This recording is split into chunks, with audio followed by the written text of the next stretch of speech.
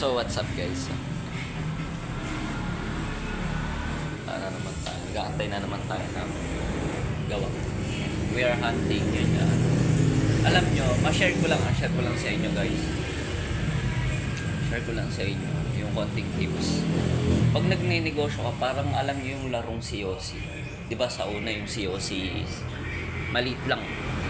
Hanggang sa tumatagal, nag-upgrade ka ng nag-upgrade, lumalaki siya ng lumalaki. Ganon din sa negosyo. Share ko lang sa inyo yung nagiging ko sa pag-negosyo. Unti-unti yung lumalaki, lumalago, ganon. Build, ikaw yung magbi-build ng dream mo, ikaw yung magbi-build ng dream come true mo na negosyo, buhay. Ganun yun eh. Ganun yung binibuild mo. Ngayon, meron ka mga struggle or meron ka mararanasan na paghihirap.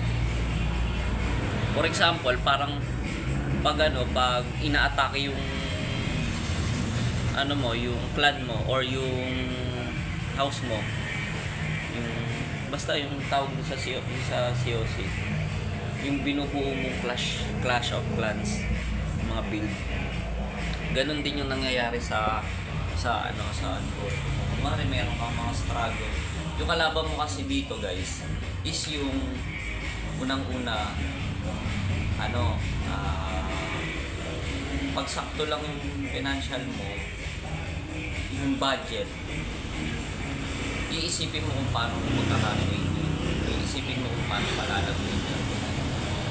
Hindi naman sa loob ng isang taon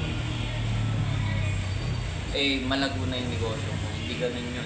Meron talagang times na may problemang darating sa'yo. Siyempre, kailangan mo nga lang solbahan. Kailangan mo siyang resolbahan. Kailangan mo magpakatatag maigi para yung negosyo mo is mawawala. Di ba? Yan. Konting tips lang sa mga nagninegosyo, sa mga negosyante or mga pausbong pa lang na negosyo. Ganon ang mangyayari sa atin.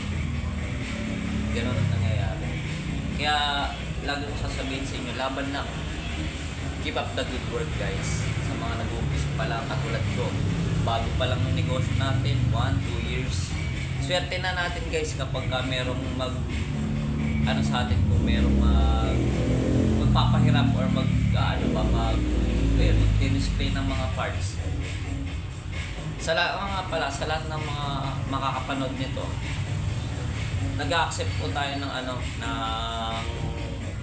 yung magde-display or para consignment kung sabihin natin sa madaling sabi. Nag-accept ako ng consignment tapos yun isesend na lang po ako ng details. Thank you guys.